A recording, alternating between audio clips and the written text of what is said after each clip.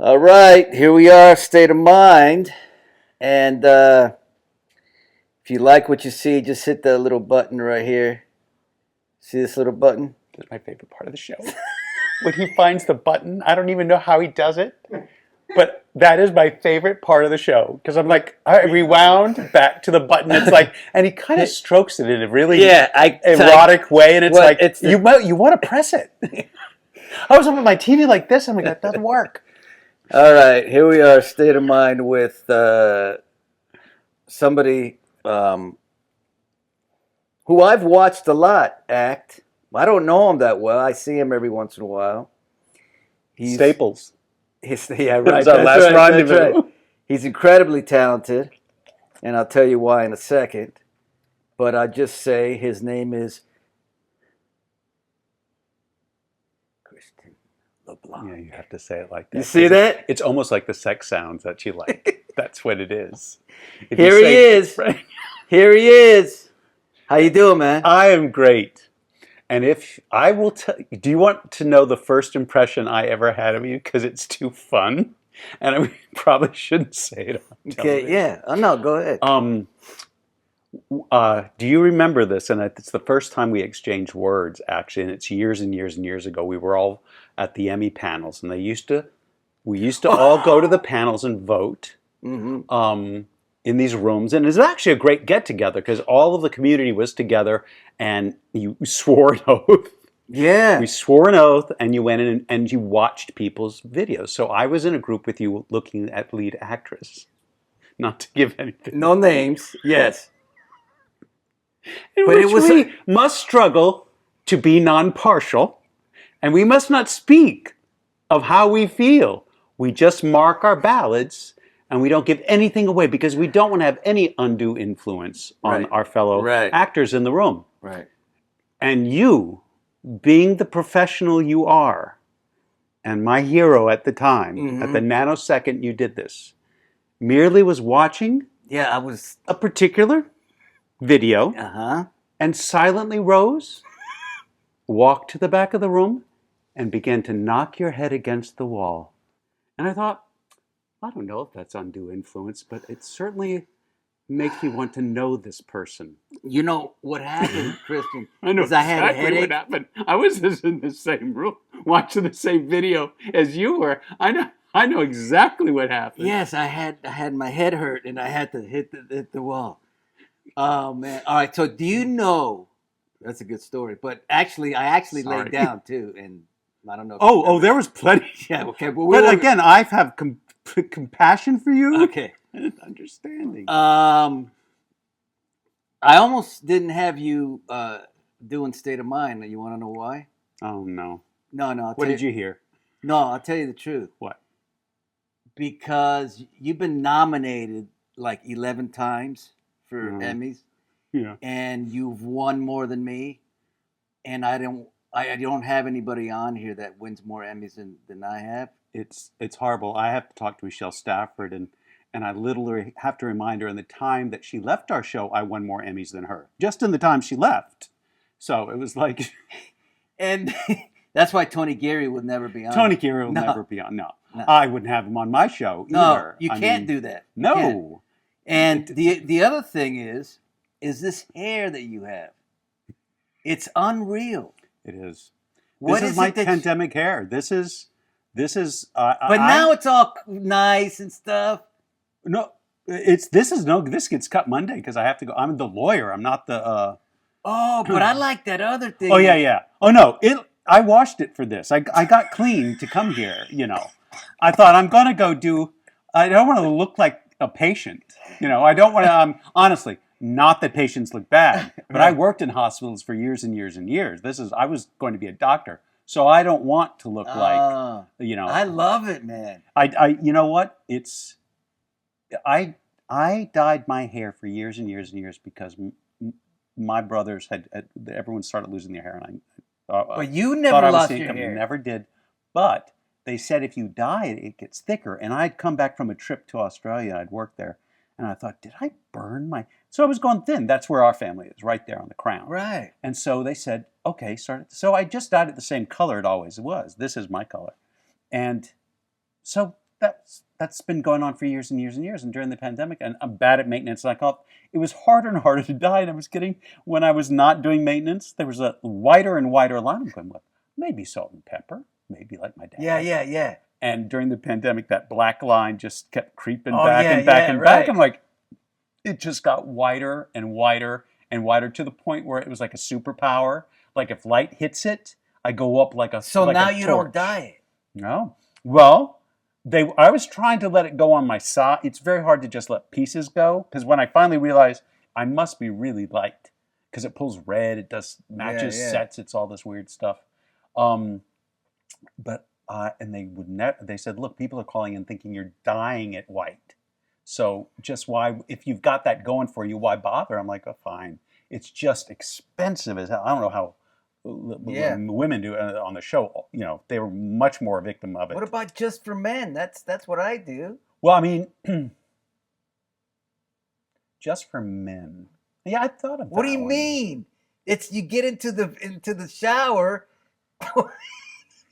No, my wife puts it on, and then you get in the shower, and it's great. Okay, that's another conversation. All right, we have to talk about what your hair looks like. Now, let me say, I need to ask you this. What? Because when I used to watch you act, I used to think, and I hope that it was just, I hope that I'm not the only one that feels this way. Mm. A lot of people say you remind them of Robert Downey Jr. all the time.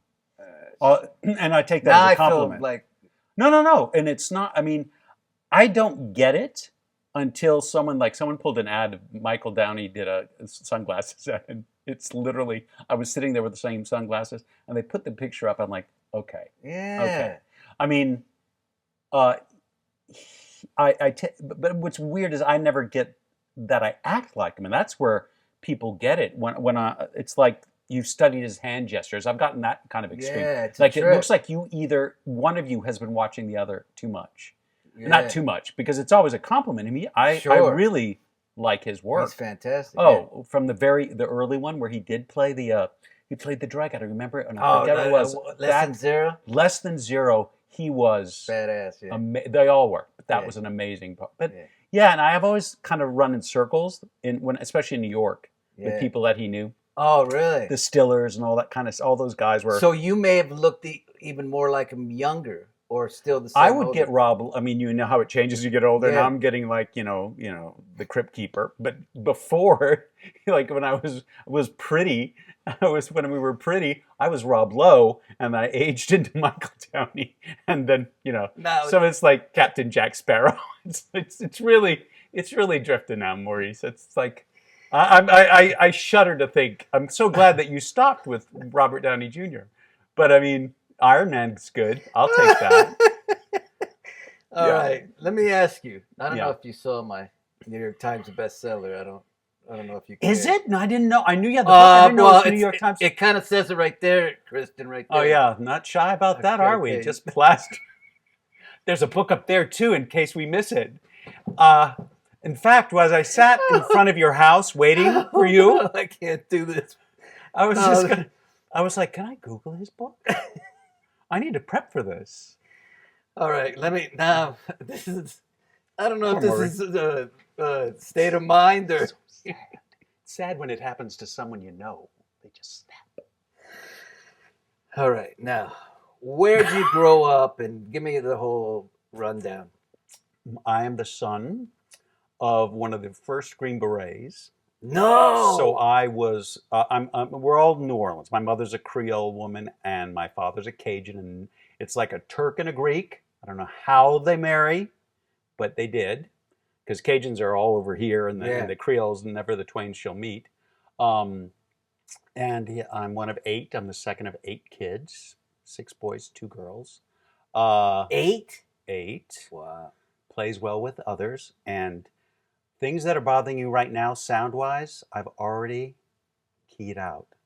Wow. That's what happens. Yeah, of course. You know what I mean? You can live with, like, what dog barking? What's wrong with you? Yeah. And my mother was a housewife, but they both worked very, very New Orleans based. But I was born in Fort Bragg, where the Green Berets were based. My dad was in the seminary until he was almost taking his final vows, and they stopped, and he met my mother a year after that. And then he was drafted into, Korea was happening. He had missed World War II with all my great uncles had already gone in. So he was drafted in for Korea, and then he was in Vietnam for a while, for a good long while, a couple of tours. And my mother, he always, even till the day at her funeral, still said, I was not the hero. She was. And it's true. She, women in those days were not prepared. And I remember seeing her overwhelmed as a very young kid. Financially, you're moving around, and how do you handle the finances of 8 kids? And it was a strain. It's a strain. She always wanted a large family. We used to ask her when the 6th one came. How did she pass away? She passed of cancer maybe 2003. And how old were you? Just a few, 40s. What is it, 2003? Oh, really? Yeah, I'm born 58. I'm 63. So, you're a tiny tyke to me. Yeah, wow. How is it to have a mother pass away at 40, whatever? I don't think it's easy for anyone. I think if we go into the whole how you handle death. Yeah. My brother died of AIDS at only 25. Very young to me. I'm the older side of the family. So, you have that. If that happens early enough in your life and close enough, and AIDS was just coming around, and you've probably got the some of the tail end of that, but this was back when there was only AZT. There was nothing else. So it was a long, and that's where that was the first challenge of that. It was actually family. I was the older brother, so I was going to make it okay. He flew out here. I knew my limits. I remember he came out here, and I think he just wanted to get away, get distracted. He asked to move in with me here, and I didn't have a job at the time. I was an actor. I just moved out here from New York. I had done my show in New York and come out. And the doctor goes, "You don't have to say yes." I said, "I know I don't. I have no trouble with that. Thank you." Wow. You have to know your limits. And he had family and everyone, and my mom and dad. And for that generation, my dad was like, I did all those scenes you see in movies. Sitting in a chapel in the hospital with my dad sitting next to me, crying, going, "My beautiful son, I'm ready to go anywhere." And so it's that, again, when you're that way. But I worked in hospitals. That's what I knew what I wanted to do. Medicine. You worked in hospitals? Always wanted to be. I volunteered even when I was in grammar school. And anything I know about drama, I learned when I worked at hospitals. And I've studied a lot since then. I didn't train before my first big job. It was one of those things where I borrowed a monologue from the theater department, because I was pre-med and then working at Oxnard Hospital, which is the big clinic in New Orleans. But yeah, the most beautiful, tragic things I've learned in hospitals and in mental health facilities, in detox, in doing family day. I've done 2 or 3 interventions with family. Are you serious? And I got to tell you, that's the other place with drama. When you get in that family circle and the patients get in the middle. Yeah. And you see that brutal honesty that has to happen, or even better, when you see someone refusing to be honest. Yeah. And you read across the room, they're not there. I'm sure they think they've got this. Because, when you're using and stuff like that, you're an incredibly good actor and manipulator. Yes. Great liar. Yeah, great. But it's another thing that was not an actor then, but I'm looking at, and you see behavior, and you see how, when I did become an actor, and I remember I walked all over As the World Turns looking for someone, because I'd had to make a choice. I had to go back to the hospital or not. And I'd not gone to medical school. I'd gone back to retake a lot of the courses because I sang in college, and it kind of took that. In those days, it was 4.0 or nothing. And I remember I walked all over the studio, and that was As the World Turns at the time, and a wonderful actress, Kate McNeil. And that was Meg Ryan and Marissa Tomei and Julianne Moore. But when I talked to Kate, and I just thanked her, this just a few years ago, I ran into her again, and she didn't even know. how life-changing it was. I go, why are you an actor? Because I'm a good Catholic boy. I know what a doctor does. I know what service means. Yeah. But there's all kinds of service. And she said, and I'll never forget it, she goes, it's one place I can be absolutely honest. Yeah. And that just harkens back to what I saw and what we do. And it's like the holy grail of what we do. It happens to me maybe 5 minutes a year, where you completely just let it go. Yeah. And you disappear. Yeah. And you're honest. And it taught me the rarity of that thing. But seeing how easy it is to spot someone who is holding back. Yeah. If you're really listening and watching. But those patients sitting in the middle, and there was one patient in particular, I can remember to this day, just hard, young, because there are other families and those initial ones. So you're not just with your own family in the circle, and then each patient goes into the middle of it.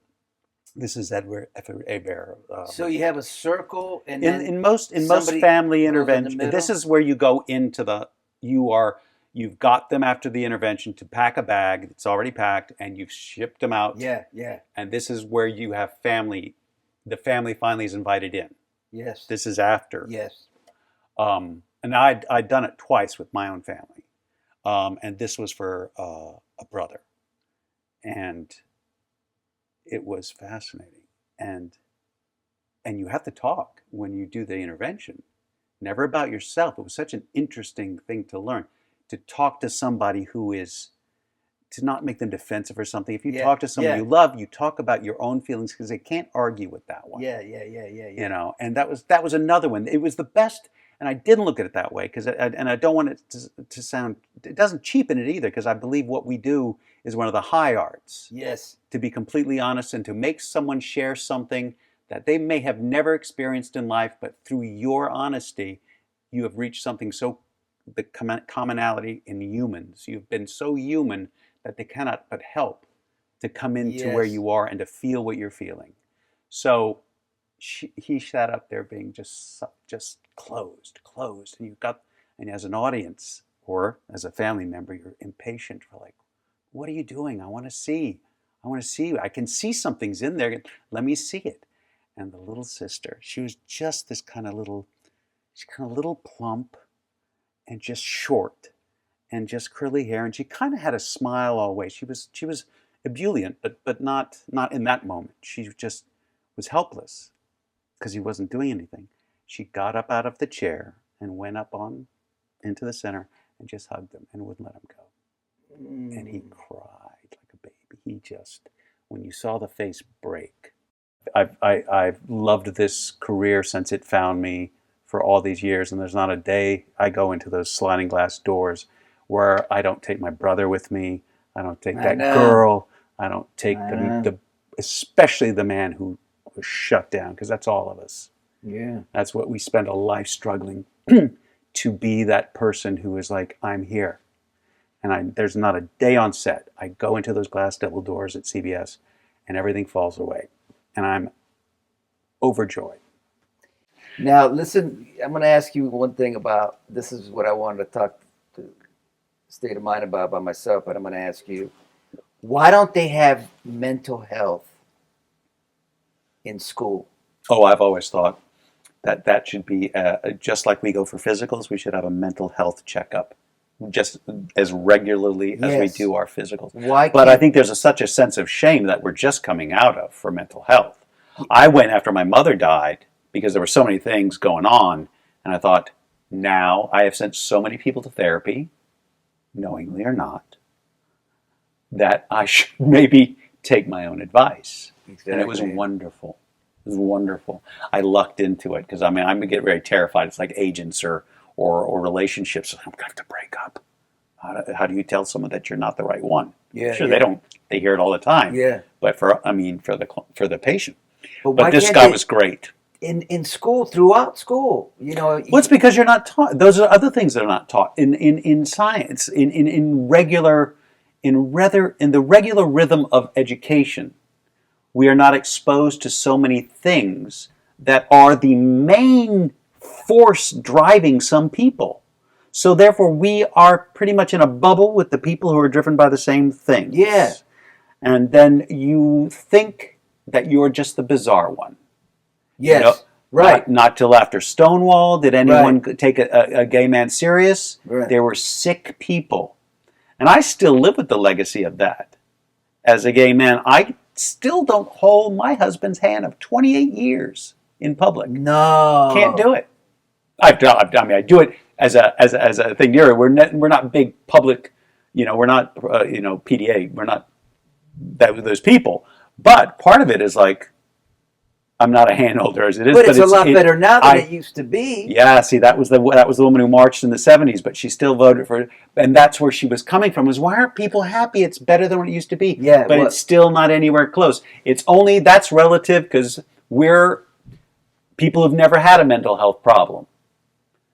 We're saying that as people, you know what I mean? It's like, yeah, you didn't have it back there. Like everybody wants to go back. Because there's the thing about the good old days. They were just horrible for everybody. Right. Including white men. You know what I mean? That, don't even talk about those. Because it's just that history is more than one story. And it's written by the wealthy, by the franchised. The winners write the history. And that's just in the broad context.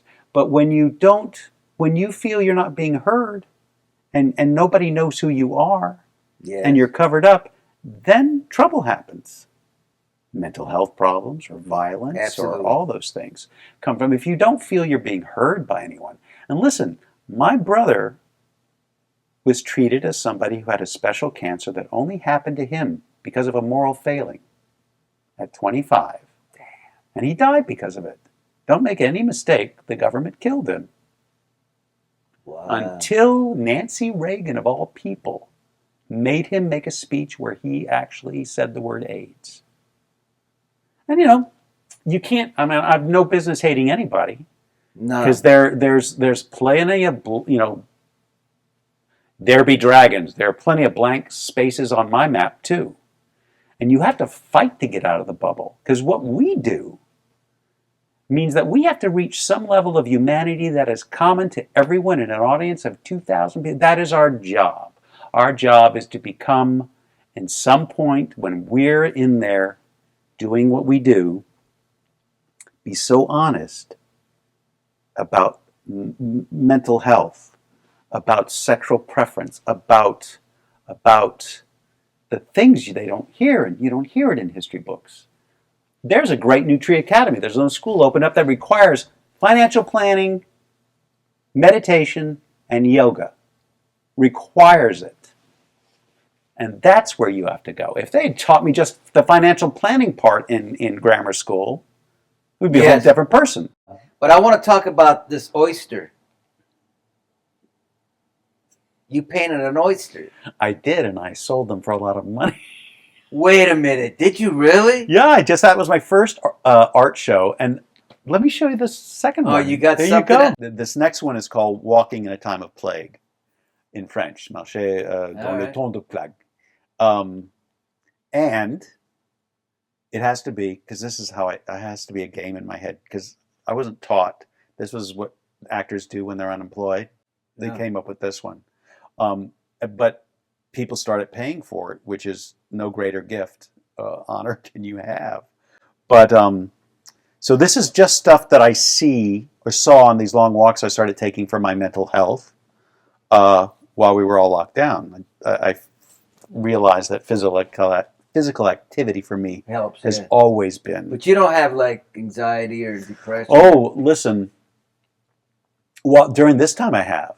Oh, really? During this time, what was interesting, because Sid, I drove down to New Orleans in August to work on July to finish some construction, which was lagging during the pandemic, and you couldn't. They were still doing construction everywhere, and I've been alone.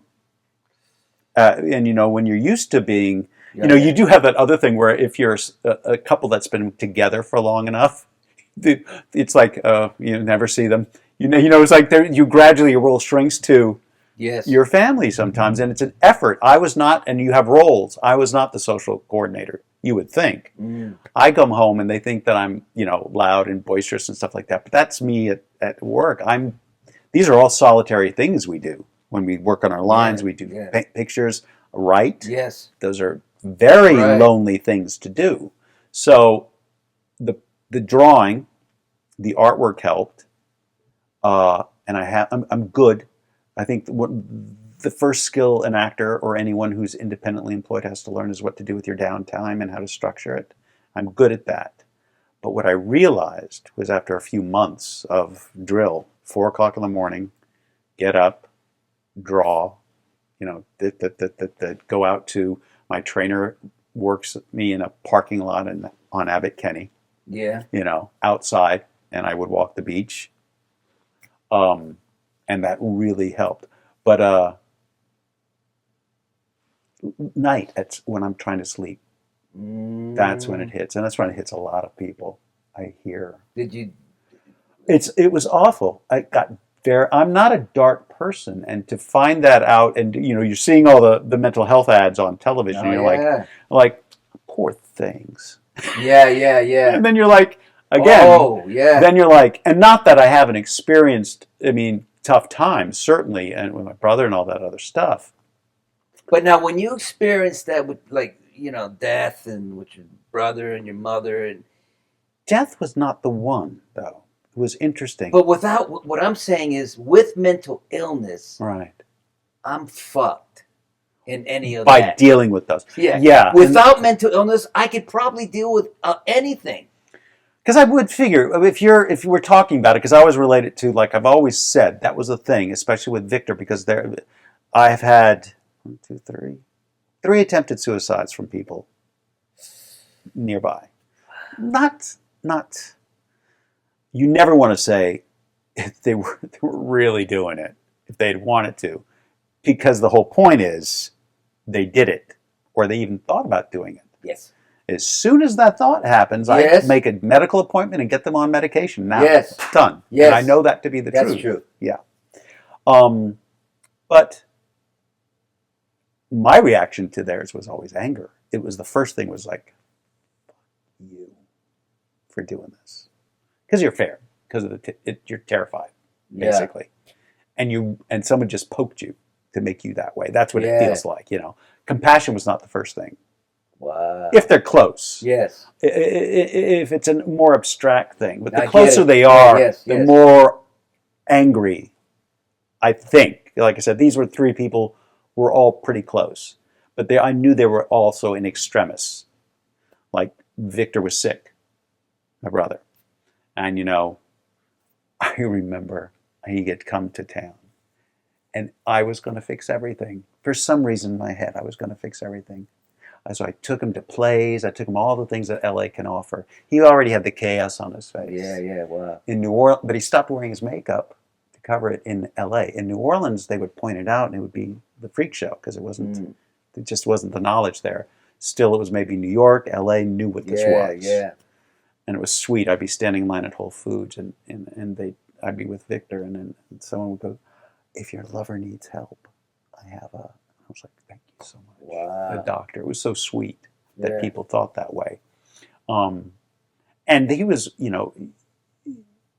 but at one point, anyway, I woke up early. He was on the sofa, and I walked around out of the bedrooms area in the apartment, and I came up behind him, and he had the Louise Hay tape, "You Can Heal Your Life." It's a meditational tape, and he had it playing, and I saw him, and he couldn't see me, and he was staring out a big window, laying there, and listening so hard.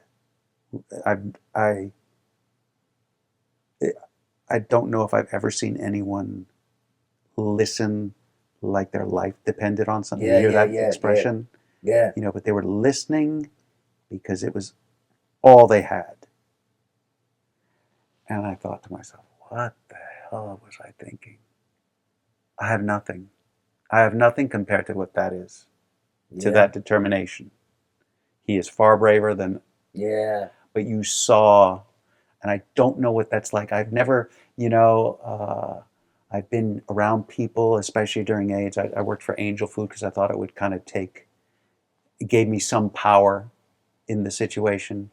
Victor was sick, but in New Orleans, but then you had to walk in to how, they expected you to set the table if they needed you to, and it got so overwhelming when I would hit, because in those days patients were mostly AIDS patients for Angel Food, and they're in different just stages of it.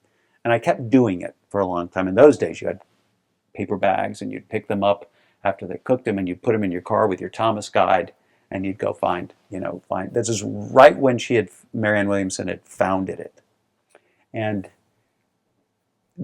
all that kind of there was the big thing to let go of in mine was that I was the person who was going to take care of everything in the family. I was whatever your pain was. I don't know if you've heard when any family experience crises, there are different roles, and I think alcoholic AA and several groups have them pegged down. Yeah. And when you come for family, the whole family comes, because when one is sick with alcoholism or any of that, the whole family, they teach you, is sick. Right. You're all affected.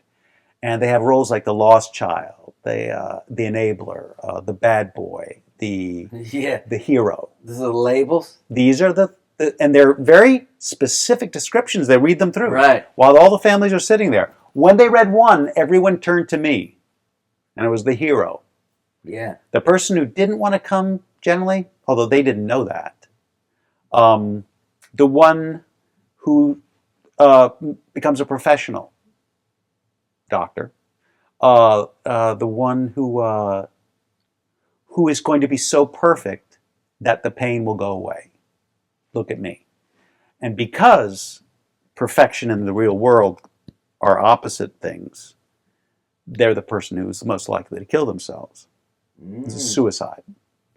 And I was like, now that had never occurred to me at that early stage. Yeah. But you could see it. I could see where it would go. You have the inkling of that.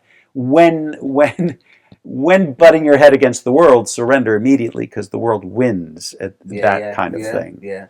Because you're fighting a battle that's not to be fought. You're fighting the wrong battle. Right. So I mean, it's that kind of thing for my whole life. Those little, and it's not just for alcohol or mental illness. It's for any crises. What it's interesting to talk about, because with me, having gone through that during the pandemic because of a lot of reasons. I mean, I've talked about it quite a lot, but it was 4 months of tour of hell. Of this year. Wow. Of last year, yeah. About 8 months ago, 9 months ago. And like you said, you get to that point, and if you don't get help, it's not good. Yeah. It was weird for me. I mean, again, can you read your own rhythms about what's coming and maybe you do pay attention to warnings? No. I've had 3 nervous breakdowns. I've been on planes that I had to get off, anxiety, depression. I've been through so much. So obviously I'm not the best at reading the triggers. Right. But do you have a process though when it starts kicking in, or is that the problem? Your process is all gone. I think, do you know what I mean? Like right now I'm feeling great, but I got on Lexapro for the bad anxiety that I had, and I'm feeling great, and I'm thinking of going off Lexapro now. But lithium I've been taking for 30 years, and I haven't had a nervous breakdown in 30 years. So that worked for me. It seems like this medicine does work for me, and I get no side effects, which is fantastic. Was it replacing the lithium? No. Lexapro? Lithium's for bipolar. Lexapro's for anxiety. Anxiety, right. And what's happened is with the anxiety is I think because of what happened, I've been kind of feeling like I don't want to, I don't want to have the edge I had or get mad at people or whatever it is. Right. Not that I want to yell. Does it take it? Do you feel that I'm deadens taking it away. Yeah. Because I'm afraid of if I get that, stress comes. You see? Yeah. So But lately, last week or two, I'm starting to get it back. Feel your Yeah, and it's and it's a good feeling. So it's general. I mean, you're being cautious, and then when you're feeling your way to normal, where you're That's normal. kind of what that makes sense, because I'd be afraid. I think if the heart of it is out of control, like I said, when I'm deep into the dark, like riding these waves, I call it, for this whole thing, and alone with an old cat. And that's hard, because I was being very careful, because if I took it to the studio, I couldn't take it down to New Orleans, because Sid's immunocompromised. He has a genetic thing, Behçet's, which is he was diagnosed, and he's on anxiety medicines because it dealt with his heart. Oh. And that, apparently, I had no idea. Horrible depression goes with and I get it. You all of a sudden, this is vulnerable, and that takes you out. Yeah. So you're out of control. Right. And I was like, wow, okay, that's fascinating. I mean, I get it. But I was doing just you play with the idea of like, I'm going to kill myself. And I thought, do I have to go put myself somewhere now? Because it's one of those things, because there was no verb in the sentence. It was. But were you a weird feeling that feeling. because of pain? No. That's the difference. Yeah. Oh yeah, yeah. Oh, definitely. I mean, I think I would have known myself. That would not have been. That is not where I think.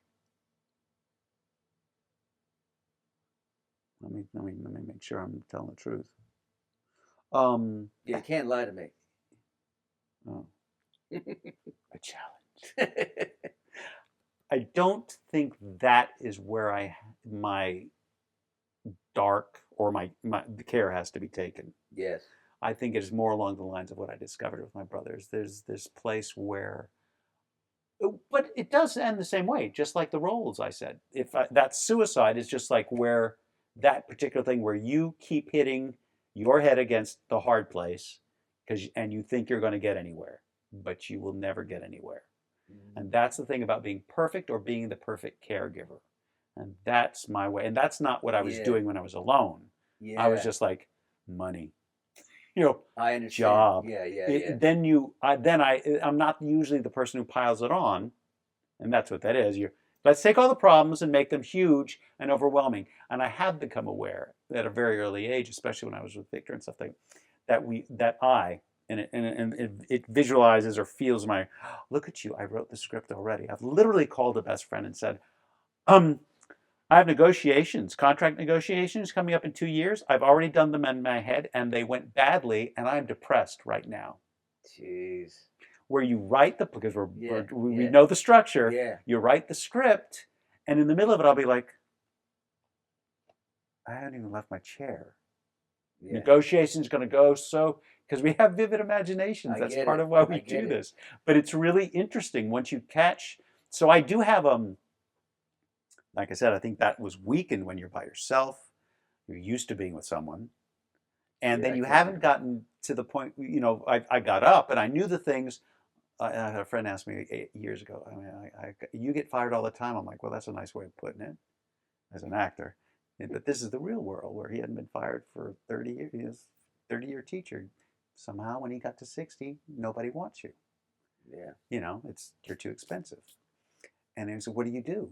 And I was like, I got to say, work out and get a therapist. That's smart. Which is the two things we should be doing, I think, all the time. Yes. And there's there's a spiritual third. I get it. There's a tripod for me. Yes. And the spiritual place is where, and Sid's ordained as a monk, a Buddhist monk, hopefully in the next couple of months. Yeah. He wants to build a temple. I'm going to build a temple. So, yeah. But it's interesting I get the fallout of that. Now I've had coming out to LA, it's like a shopping spree of spirituality.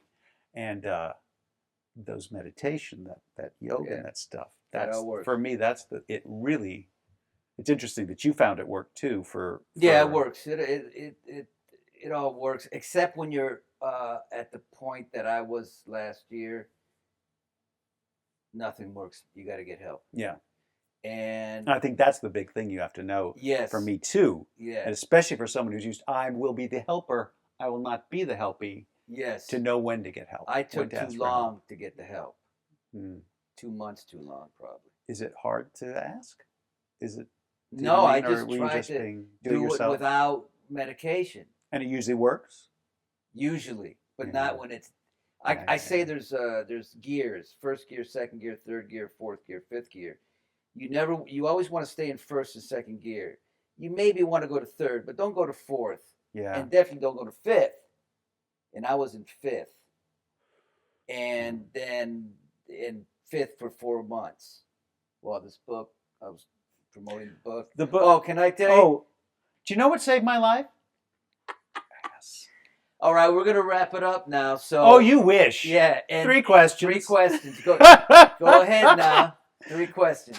Well, let's ask each other 3 questions. That way you don't feel on the spot. 2000. Oh, no, you don't even realize I've asked you most of the questions tonight. That's my game. Go ahead.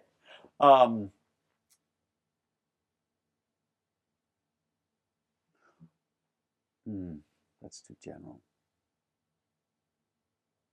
My favorite color. What do you want God to say to you when he sees you? Well, let me see. Let me tell you what I want. Oh God. I want him to say,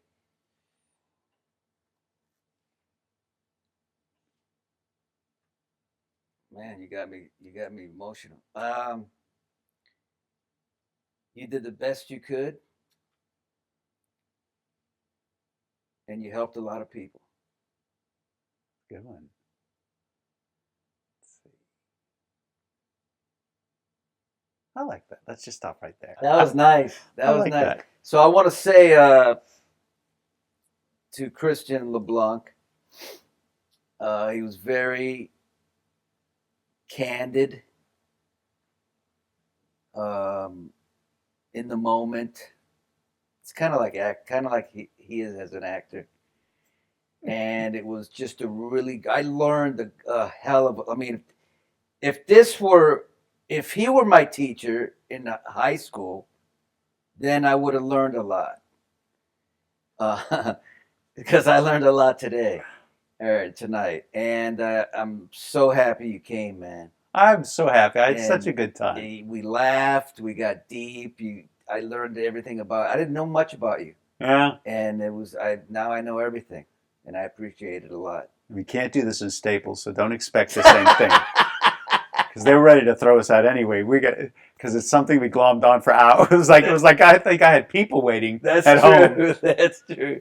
All right. But it was such a pleasure, and I loved it. And I think I think thank you for putting something like this on air, because this is something that's deeply personal. Yeah. And I know you've shared it, and you've been very free with it. And it must be probably one of the most liberating things. It is. Just the mere act of it must alleviate some of the, you know what I mean? Yeah, it's kind of like therapy. Yeah, and if you take, and this, this whole shame, I remember the day when I said crazy. Yeah, I know. You know what I mean? That's not that long ago that was a... Bipolar's the new crazy. Well, yeah, but also, we're in LA. We're in little islands of places where this is not, this is something that it should be everyone, yearly, medical and mental. I agree. Checkups. I'm not sure why that doesn't happen. It will now. Yeah. Okay. All right. Go right now. Thank you. Come here.